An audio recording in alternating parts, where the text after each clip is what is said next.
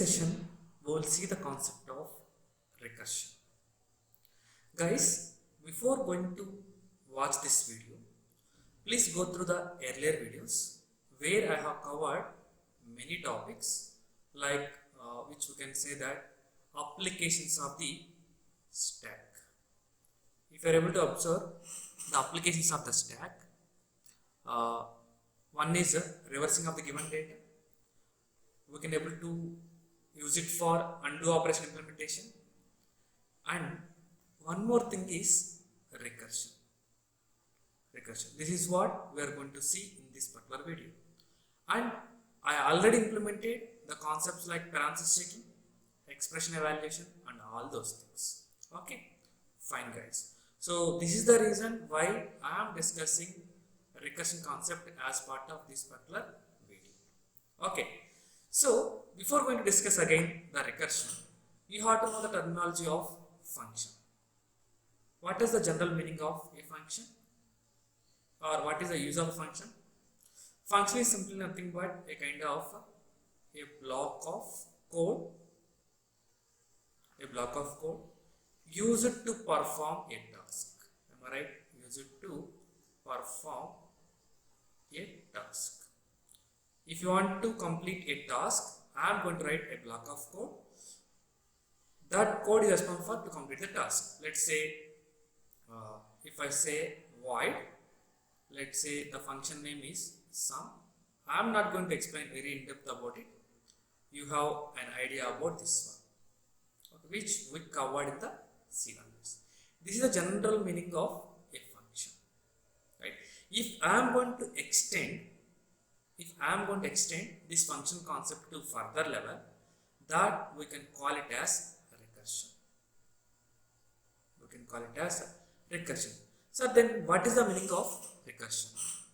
Which is also kind of a block of lines of code where a task will be performed on itself.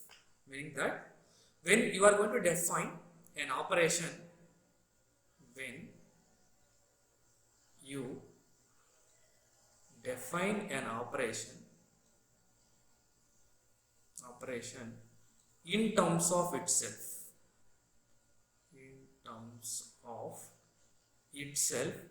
we call it as recursion, guys. Which means that when you try to solve any kind of a large problem, solving it in terms of small occurrences, we can call it as a recursion. I mean, observe, let's say we have 5 kgs of sweet. Can this 5 kgs of sweet can be eat at once? Will eat at once? No, it couldn't be possible. I mean, this is a large task. This large task can be able to split into small tasks where at a time we will be able to eat 100 grams of sweet or not. Yes. So trying to eat 100 grams every day, we will be able to definitely complete this 5 kgs of sweet. This example generally resembles the concept of recursion, guys. Or else, let me say, if you are able to, if you are reading some kind of concept in data structures, and it has provided some definition, let's say, some definition in the dictionary, and that text contains various kind of words. Among those, you couldn't able to understand 2 words. Then, can you able to understand this particular entire sentence? No, you can't able to understand. Then what you will do? If you want to make it understood this entire sentence, you must and should have to go through again these two words in the dictionary. Am I right or not? Yes. Again, if this definition were able to understood, yes, it's fine. Then you will substitute back this one and you will move with this particular sentence. Again, you will search in the dictionary. You will get in the dictionary. Again, you will get one sentence.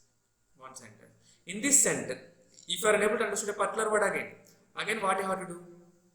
You have to move for dictionary, again search for it. If you are able to understand this one, you will backtrack this sentence to this particular dictionary. And again, now you will able to understand this entire thing. Now you will substitute back. Yes, you got all the words you understood, then you can able to understood this definition of word in the dictionary. Right? This general example resembles again the concept of recursion, guys. Okay, fine. And on the right side of the picture, I have given an example. That example also comes under recursion. How? What scenario? For example, let me take myself. I wish to count total number of students are there in a particular column. And if I am standing at the first row, and I don't want to move towards each and every student, but I want to calculate total number of students in a particular column. Total students of a column. Then can I able to calculate it? In general, if a column having more than 50 students, more than 60 students, can it be able to possible? Yes, sometimes it is possible, but it might not be accurate. So what I will do to make it more accurate, instead of calculating everything by myself, I will ask my first student of the first bench to calculate how many number of students are there in your particular column. Then what she will do? She won't calculate it. She will just ask the same student to back. And the person is trying to again count total number of students, but he couldn't able to identify total number of students in the column. So he will also ask the same question to back, and the process will be continued. And as a last student, she will ask the same question to herself. How many students are in the back side of myself? Is there any students are there in the back side of herself? No. Then what she thought? Okay, fine. There are no students at my back side. So I can add 0 from the back and I will add +1 to myself. I will forward, or I will move, or I will send back the count to the first front person. So what this person will think is, from my back I got 1 as a number. For that one I will add myself. So total number of students including myself so far as 2, I will forward back. I will forward to the front. So for this person he got 2 as the count and he will add himself 2 + 1 3. And that result will be forwarded 3 + 1 4, and she will tell to me that, sir, total number of students are available in this particular column are 4 including myself. So this is an application of recursion, guys. This is an application of recursion. I hope you understood it clearly. Yeah, fine. So how we are going to implement this particular recursion? In general, I am mentioning that if you want to implement the concept of recursion, you are going to use the concept of stack. In general, guys, if you want to implement any kind of recursive algorithm,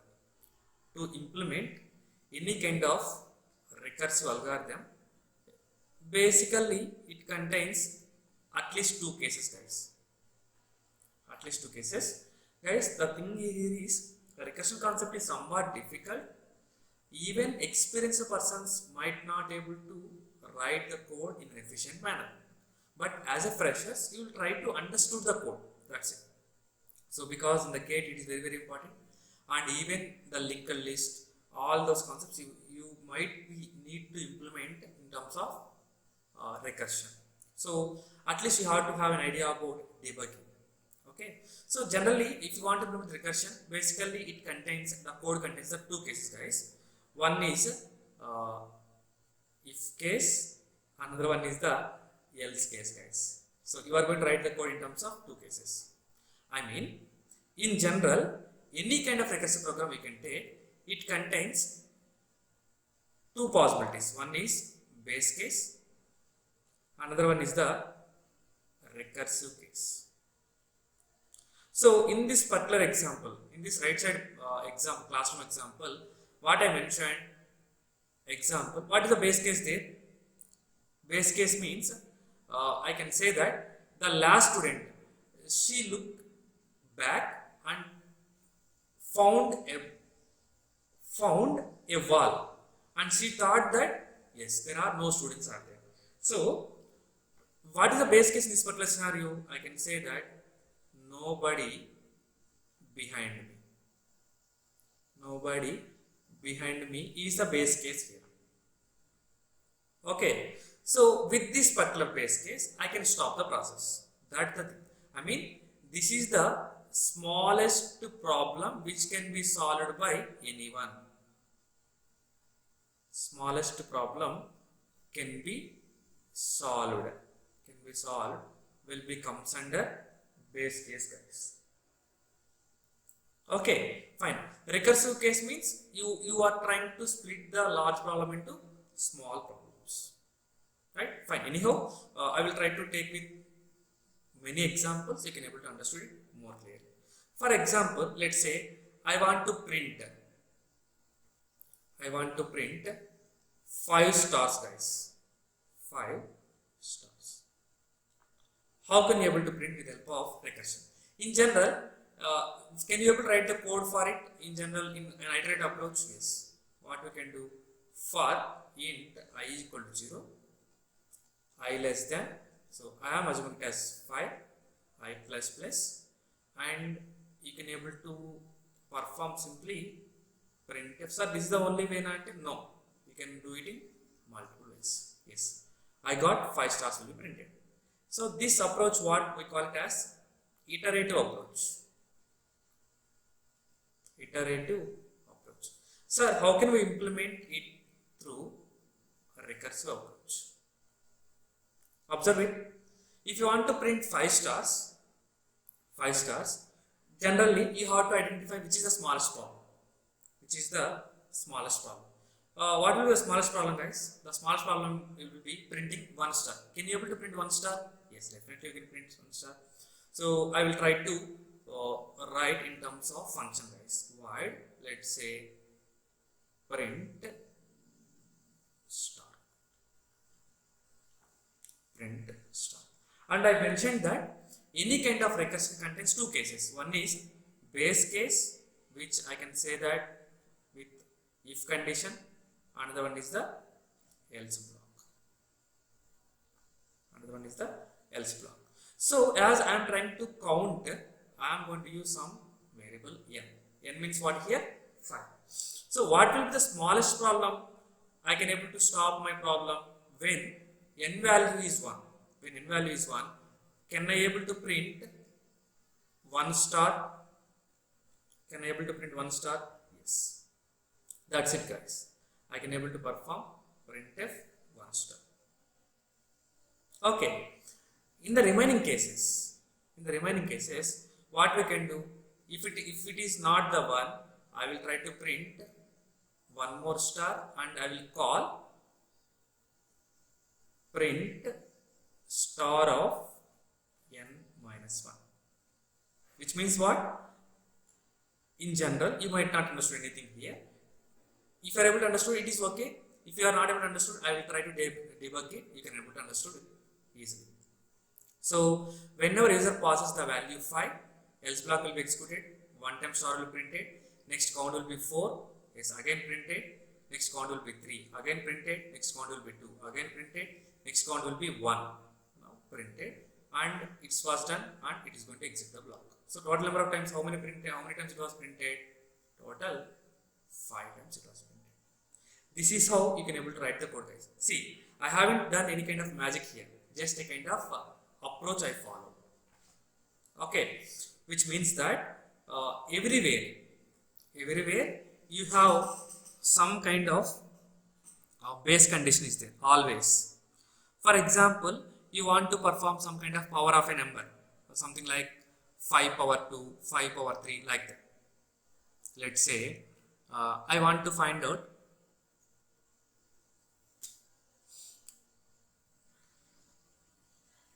power of, let's say, k, power of k. I mean, I can say k power 2 or k power 3, etc. I mean, if some value like k is 3, what is 3 square? 3 square is 9. This result we have to produce. For that, can I able to write the code? Yes. Yes, guys, you can able to write it.